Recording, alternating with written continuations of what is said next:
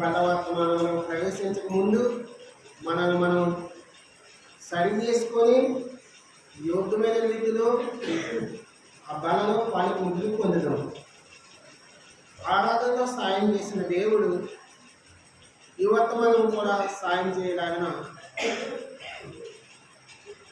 తోడుగా ఉంటాడని నమ్ముతూ మనం ఆరాధన వర్తమానంలో నీతిమంతులకు దేవుడు ఇచ్చే ఆశీర్వాదాలు.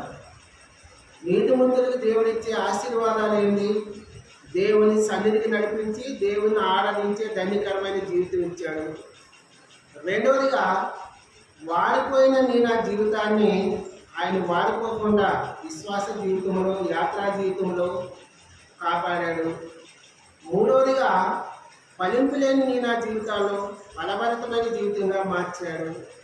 నాలుగవదిగా సఫలత లేని నా జీవితాల్లో అనేక ప్రార్థనలు అనేక విషయాలు సఫలపరిచాడు. ఐదవదిగా అనేక బాధల నుంచి అపాయకరమైన పరిస్థితుల నుంచి ఆయన నిత్య నరకం నుంచి తప్పించాడు. ఆరోదిగా పొరుగువారికి దారి చూపే స్థితిలో నన్ను నిలవబెట్టాడు. అంటే రాజమార్గంలో నీతి మార్గంలో ఎలా నడవాలో, ఏది రాజమార్గమో, ఏది పరలోక రాజ్య మార్గమో, ఏది దేవుని మార్గమో మనకి తెలియవచ్చాడు.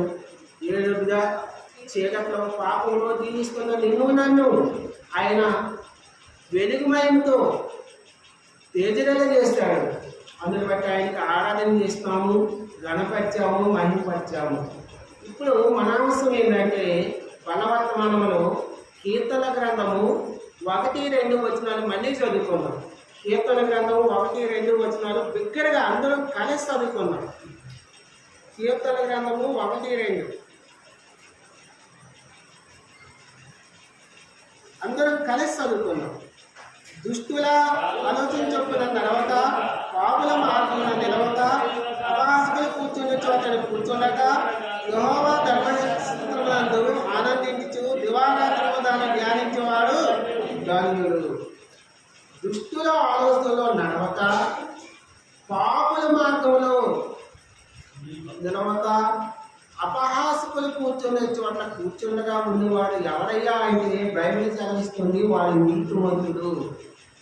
వాడు ఎవడు? నీతిమంతుడు. పాప మార్గం లేదు, దుష్టుల సాతాను ఆలోచన లేదు.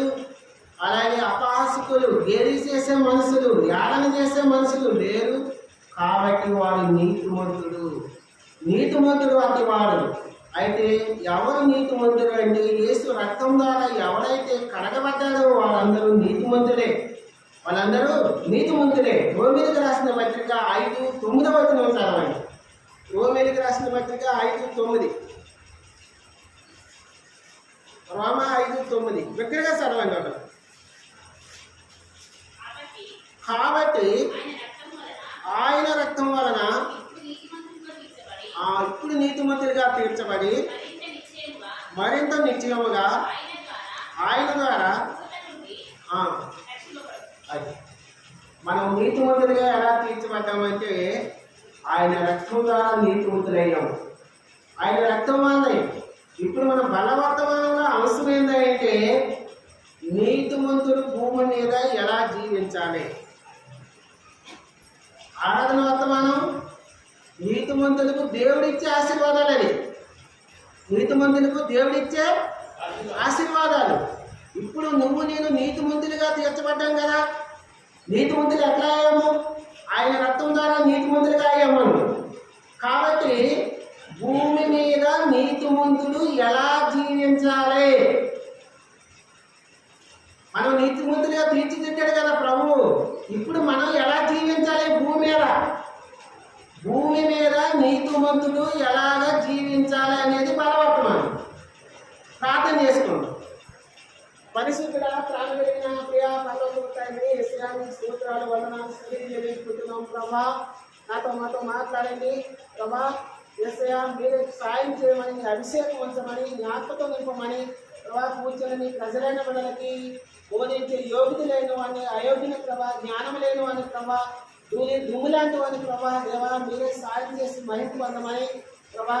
మేము వర్తమానం మాతో మాట్లాడి ప్రభా మమ్మల్ని సరి చేసుకొని యోగ్యమైన రీతిలో వాళ్ళలో పాలిపుకుని ముందు ప్రభుత్వం సహాయం చేసి మహిమ పొందమని సమస్త ఘనత మహిమ ప్రభావాలు నీకే ఆరోపిస్తూ నజరైన యేసు క్రీస్తు నామములో అడిగి బతిమలాడి వేడుకుంటున్నాం ప్రియా పరలోకపు తండ్రి ఆమేన్.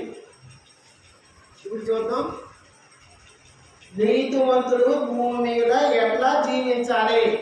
ఆయన తన విలువైన రక్తం నీ నా కోసం కార్చి వెలచి కొనుక్కున్నాడు. ఆయన రక్తం ద్వారా నిన్ను నన్ను కొనుక్కున్నాడు, నీతిమంతుడిగా చేస్తాడు. అయితే మనము ఈ భూమి మీద నీతిమంతుడిగా ఎలా జీవించాలి, ఎలాంటి జీవితం మనం జీవించాలి అనేది మన అవసరం. మొట్టమొదటిగా హబక్కూకు గ్రంథం హబక్కూకు 2:4 హబక్కూకు గ్రంథం 2:4 చూడండి. పేజ్ నెంబర్ వచ్చి 770, పేజ్ నెంబర్ 770. ఒక బిగ్గరగా చదవండి. వారు యథార్థపరులు కాక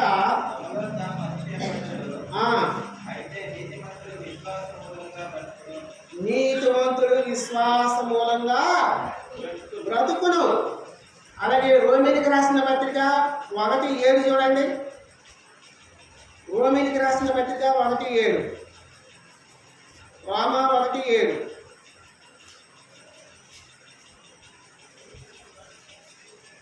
చదవండి అక్క బిగ్గరగా.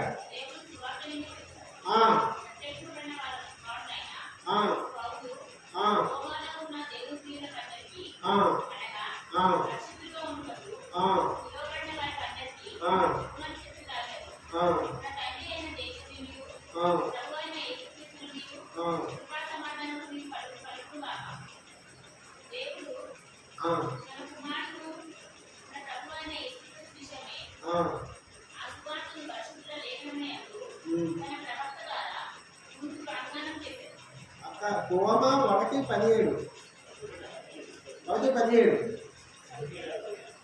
1:17 1:17